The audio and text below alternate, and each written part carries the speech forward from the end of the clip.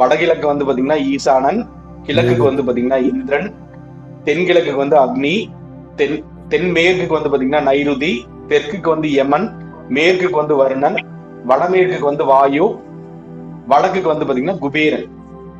சரிங்களா? இதுதான் வந்து அஷ்டதிக்கு பாலகர்கள், அஷ்டதிக்கை ஆளக்கூடிய தெய்வங்கள் அப்படின்னு சொல்லி இருக்கு. அதாவது பாலகர்கள்லாம் வந்து பாத்தீங்கன்னா சொல்லி வச்சிருக்காங்க. அஷ்டதிக்குடைய அதிபதிகள் அப்படின்னு எடுத்துக்கலாம். அது வந்து திசை அதிபதிகளா நம்ம வந்து எடுத்துக்கலாம். சரிங்களா? நல்லா யோசிச்சு பாருங்க. பஞ்சபூதம் என்ன அப்படின்னு சொல்லி நம்ம பார்த்துட்டோம்.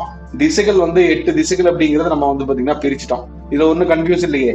திசை அதிபதிகளையும் நம்ம பார்த்துட்டோம். ஈசான்யம், அதுக்கப்புறம் வந்து பாத்தீங்கன்னா இந்திரன், அக்னி, யமன், அப்புறம் நைருதி, வருணன், வாயு, அப்புறம் குபேரன், இந்த மாதிரி நம்ம வந்து பாத்தீங்கன்னா பிரிச்சு வச்சிருக்கோம்.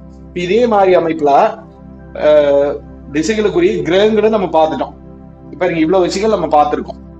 ஓகே, இதுல எதுவும் கன்ஃபியூஷன் இல்லையா? ஈஸியா இருக்கா? புரிஞ்சுக்கிறதுக்கு எளிமையா இருக்கா இல்லையா?